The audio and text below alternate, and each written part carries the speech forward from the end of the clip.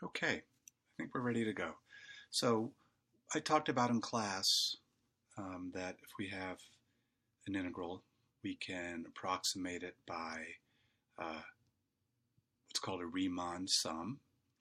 And it's usually written this way, but I'm writing out indicating what each of the terms look like. And for example, this term here is just f of c1. So this point here is c1, f of c1. So it's f of c1 times the width of the rectangle. So f of c1 delta x1, and we go on down over here. So we could do this likewise with f of c2, this distance here, since it's positive, times the width delta x2, f of c3, but look, this time f is negative.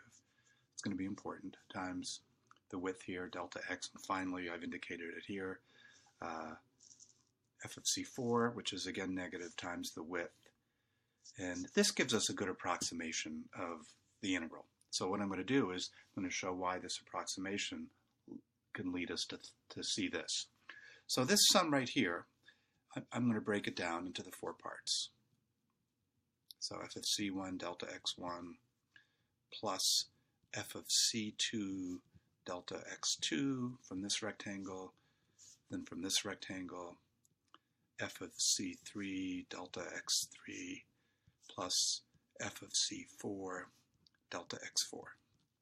Now notice here that each f here is positive, the first two at least. These f's here are negative.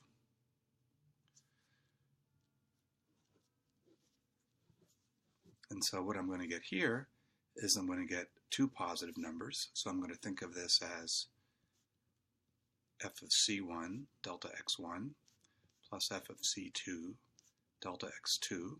Those are the positive terms, plus the negative terms.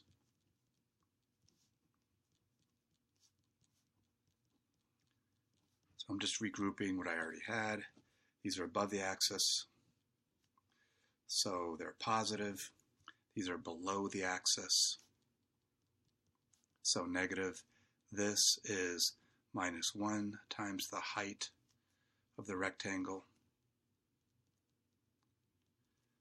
Same thing over here. It's minus 1 times the height of this rectangle. F of c1 is the height of this rectangle, and the same thing over here. So this quantity here is approximately the area above the x-axis. And this is going to be approximately the area below the x-axis. So what I'm going to get here is an approximation of the area above minus the area below. So I'm going to summarize this on the next page. So keep this picture in mind, and I'm just going to I'm going to summarize this.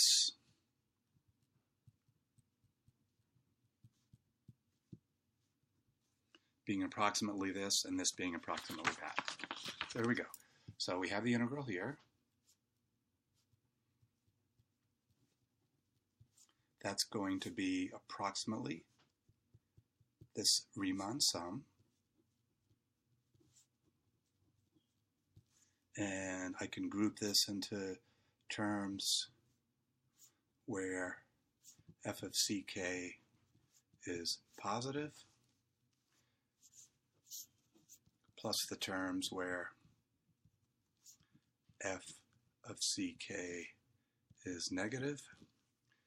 So I'm going to get, this is going to be, these terms here are going to be about equal to the area above the x-axis minus the area below the x-axis.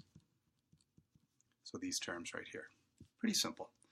So basically, look at your picture. The integral is going to count all this as positive.